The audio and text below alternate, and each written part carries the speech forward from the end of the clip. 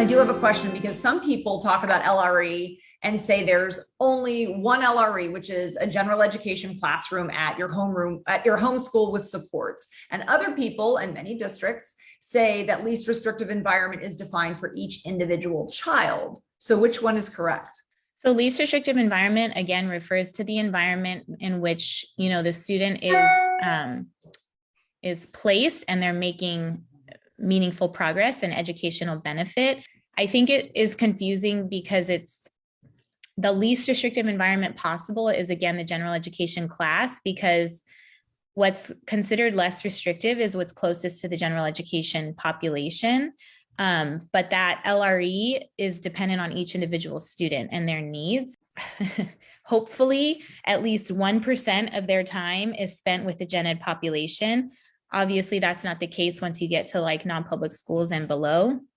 That's why those are the most restrictive placements. That is like the bottom of the hierarchy. There is no accessibility to gen ed at all, right? So that's a huge decision. If you're saying we're recommending, this student be in a non-public school or home hospital or what have you, parents have to have a clear understanding that that means like 0% of their day is spent with the general education population. But that is part of LRE. It is an option. And that may in fact be that student's LRE at any given time, depending on that individual student's needs, right? So again, I had an IEP yesterday.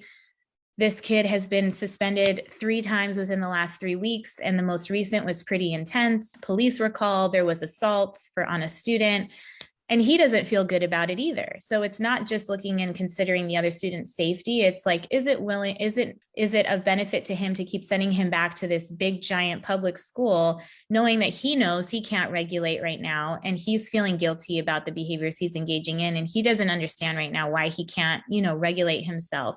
It's not, and he doesn't feel good about it. And it can only continue to get worse potentially. And are we willing to risk that, right? Are we willing to potentially see this kid become making more suicidal statements? He's also already become suicidal. In those situations, it's very likely the case, and the argument can be made that it is no longer that student's LRE, and he needs to go to a more therapeutic setting where he can get the help that he needs. Does that mean that that's going to be maintained as his LRE? No. Ideally, the goal is always to bring a student back to, that gen ed population, but there are occasions in which it's literally not safe. And at this time, a non-public school is his LRE. So it is based on each individual student's needs. The default, or that's where you start.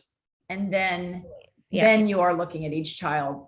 That's where the discussion starts, right? It doesn't, technically an argument can be made that every student starts in a gen ed class, but there are kids who start preschool and they aren't in a gen ed preschool. So there are occasions in which they have not yet been in a gen ed class, but that's where the discussion always should start. It should never start here. It should be, let's start with the gen ed class. Do we think, looking through this IEP, that these goals can be met and these services can be provided and the student can make meaningful benefit in a general education class? Yes, great. That's, his LRE. No, okay, why? And let's look at the next level. And it should go step by step, right? It should never just start down here. Those conversations, but the conversation does have to be had.